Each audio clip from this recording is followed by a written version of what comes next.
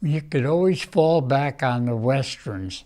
And in fact, the first story I ever did for Stan was a Western called The Man Who Wouldn't Die. And it was a 3-page filler for one of the Western comics. And from that time on, I've been with Stan ever since, 68 years. And, but of course, at that time, as you know, in June 1950, the Korean War started. So naturally, we started doing a lot of war books. I did so many war books. We had so many titles. And of course, EC started it all. They put out some great books. They had some great artists, John Severin and Wally Wood and people like that. So Stan tried to duplicate what they were doing, and we turned out some good ones. We had, we had Gene Colan did excellent work, and people like that. Of course, later on when DC folded, John Severin came over and did some work for Stan, and Al Williamson, people like that had worked for EC. But EC was one of the first comics to fold because of the Comics Code, which came out in the early 50s, naturally. But we had so many good artists. I forget Johnny Romita, for example, and Russ Heath, of course. Well, Russ, he did some great westerns and great war stories.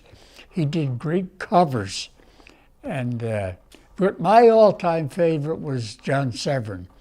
I thought he did the best. No one could do a western like he could, or a war story. But John was not big on superheroes, but he was so versatile. His humor, look at all the crack magazine covers he did down through the years. And I talked to him on the phone, but I never got to meet John, one of my regrets. And of course, I knew his sister very well, Marie, and we did a lot of things together. Marie, she was a great... Marie Severin. Great penciler. She had a great sense of humor. She was a great colorist. She was just a great all-around talent. And she's not doing too well now physically, but, you know, we all think a lot of her and try to keep in touch with her. And but she's been with Stan a long time, too. I think, well, I know that I've been with Stan longer than anybody else. Johnny Romita came over from D.C., where he was doing a lot of romance books, and he did great romance books, of course. And he came over probably in the early 60s, and the same way with John Buscema, the greatest talent in comics as far as being a draftsman. No one could draw like John Buscema. And of course his Conan and Tarzan, and even he hated superheroes, but he did great stories on Thor, the Fantastic Four, and he and I worked together for many years.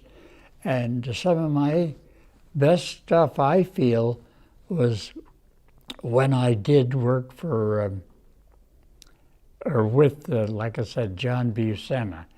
I can't say enough about him. And of course, Kirby, he was the king of comics, and he was really a cartoonist, whereas Buscema was an illustrator. But Jack he was a great cartoonist, and nobody could tell a story like he could. Especially his fantasy type work, as we all know, his Fantastic Four changed the whole direction of comics in the 1960s, and it's amazing if you look at the volume of work that Jack did. Of course, Jack, he didn't ink. I'm not saying he couldn't ink, but his work was not the same when he inked it. But he was a beautiful penciler, and I never had a bit of problems with any of his stuff.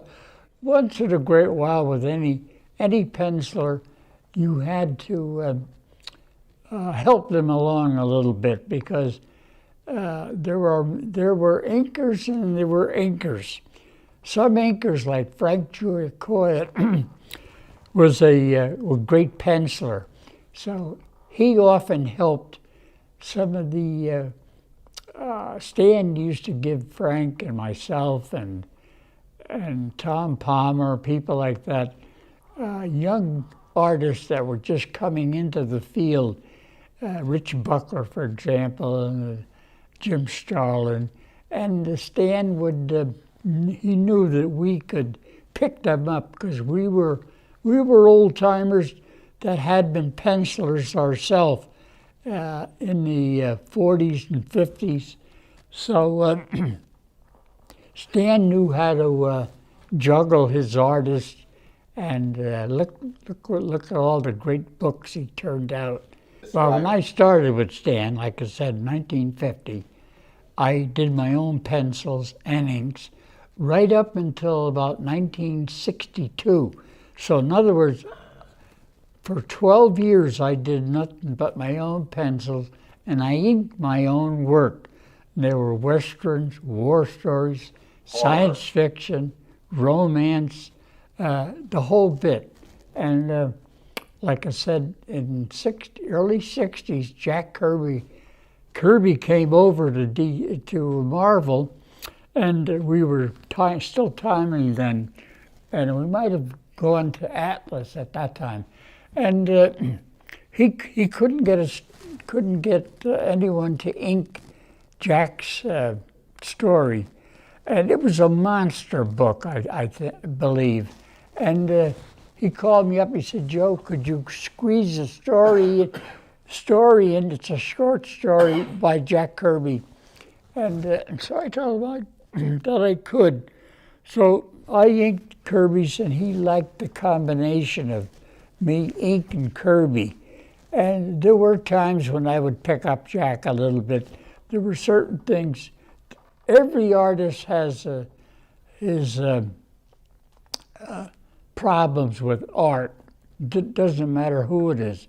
And so there were certain things Kirby did that I felt I could improve upon. And of course, looking back, I often say to myself, maybe I changed too much of Kirby's art, but then I got back on the track and tried to ink him just the way Jack penciled his stories, because he was a great penciler, no question.